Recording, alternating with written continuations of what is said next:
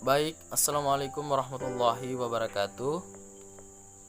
Perkenalkan, nama saya Putra Nugraha dari kelas PBSD B.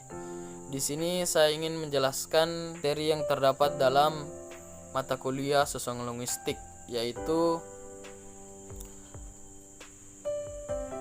peristiwa tutur dan tindak tutur.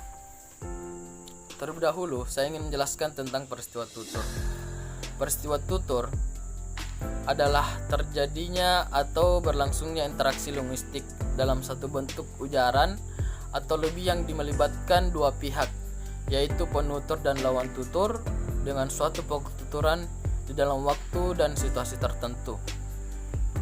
Menurut Delhailmes 1972, seorang pakar sosiolinguistik terkenal, bahwa situasi peristiwa tutur mempunyai 8 komponen dan dibentuk menjadi akronim speaking. Yang pertama, setting and scan.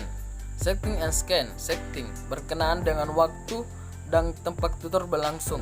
Scan pada situasi, tempat, dan waktu atau situasi psikologis pembicara. Waktu, tempat, dan situasi tuturan yang berbeda dapat menyebabkan penggunaan variasi bahasa yang berbeda. Yang kedua, partisipan adalah pihak-pihak yang terlibat dalam pertuturan, bisa pembicara dan pendengar, penyapa dan pesapa, dan pengirim dan penerima. Yang ketiga, ends merujuk pada maksud dan tujuan penutur. Squen mengacu pada bentuk ujaran dalam isi ujaran yang berkenaan dengan kata-kata yang digunakan, bagaimana penggunanya, dan hubungan antara apa yang dikatakan dengan topik pembicara.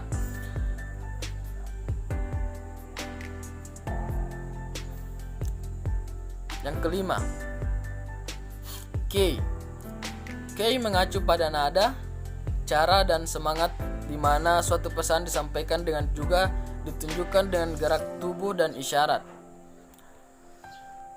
Yang keenam, instrumentalis mengacu pada jalur bahasa yang digunakan seperti jalur lisan, tertulis, melalui telegraf atau telepon. Juga mengacu pada kode ujaran seperti bahasa, dialek, fragam atau register.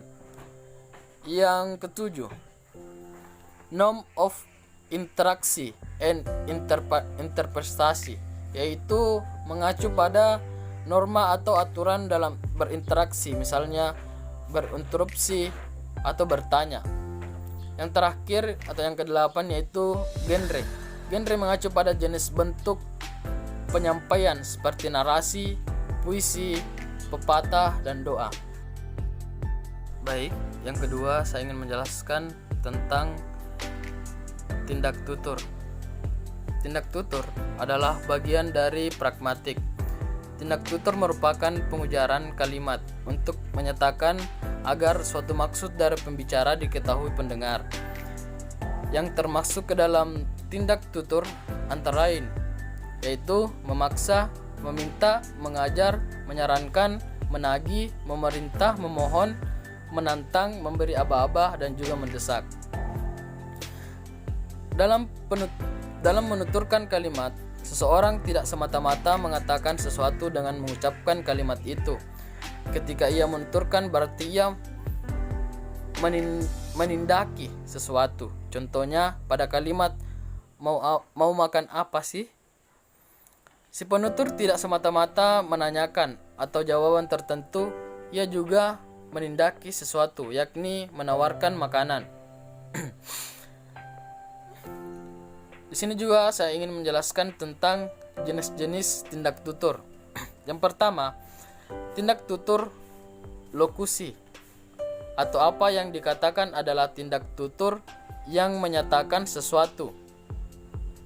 Yang kedua, tindak tutur ilokasi, yaitu tindak tutur yang didefinisikan sebagai sebuah tuturan selain berfungsi untuk mengatakan atau menginformasikan sesuatu, juga dapat digunakan untuk melakukan sesuatu.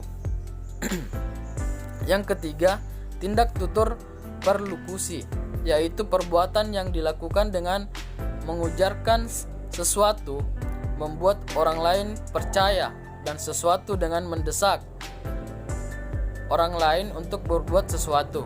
Baik, mungkin hanya itu yang sempat saya jelaskan dari materi peristiwa tutur dan tindak tutur dalam mata kuliah sosial linguistik. Kurang lebihnya mohon dimaafkan.